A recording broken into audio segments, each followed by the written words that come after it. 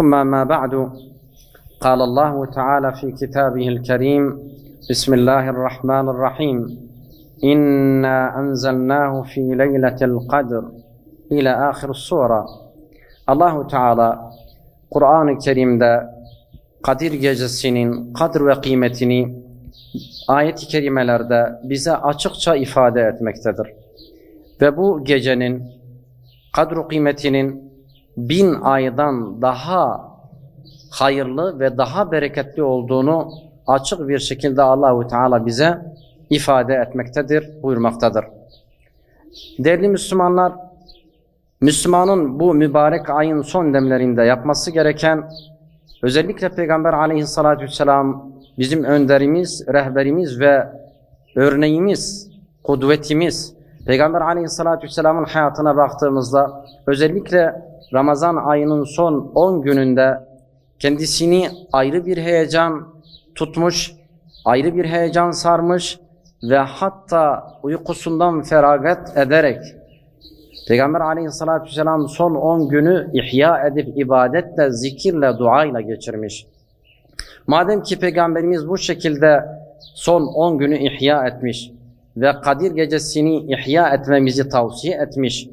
Men kâme leyletil kadri imanen ve ihtisaben gufira lehu ma taqaddeme min zenbihi buyuruyor aleyhissalatü vesselam.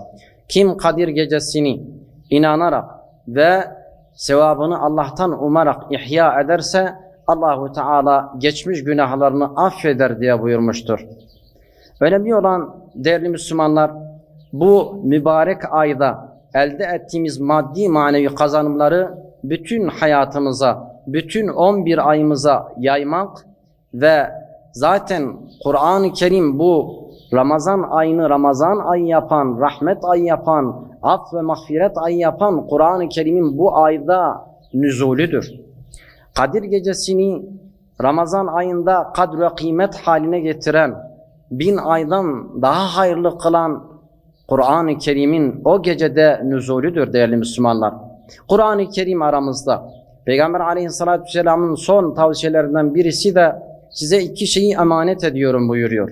Bu 2 emanete sahip çıktığınız müddetçe maddi manevi olarak yolunuzu kaybetmeyeceksiniz buyurmuştur. Hazreti Ayşe annemiz ise Peygamber aleyhissalatü vesselama sormuştur. Ya Resulallah, eğer ki ben Kadir Gecesi'ne denk gelirsem ne şekilde dua edeyim diye buyurmuş.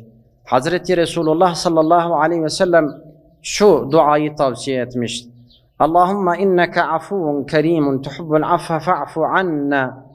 Allah'ım şüphesiz sen affedicisin, cömertsin, affetmeyi seversin. Bizi de, beni de affet diye buyurmuştur ve bu duayı tavsiye etmiştir. Biz Müslümanlara düşen bu mübarek geceyi en güzel şekilde ihya etmek, camilerde o manevi iklimden, o manevi ortamdan istifade etmek, bol bol ibadet etmek, bol bol dünya mazlumları, dünya Müslümanları için dua etmek, özellikle Filistin'deki, Gazze'deki muvahhid, mücahit kardeşlerimizi muzaffer etmesi için bu mübarek ayın, bu mübarek gecenin, bu Kur'an-ı Kerim'in, Muhammed sallallahu aleyhi ve sellemin yüzü suyu hürmetlerine Rabbim oradaki mücahitleri muzaffer etsin. Düşmanlarını, Siyonistleri kahru perişan etsin, helak etsin. Rabbim tuttuğumuz oruçları, yaptığımız duaları kendi rızası için kabul etsin. İslam ümmetine vahdet, izzet, güç, kuvvet nasip etsin.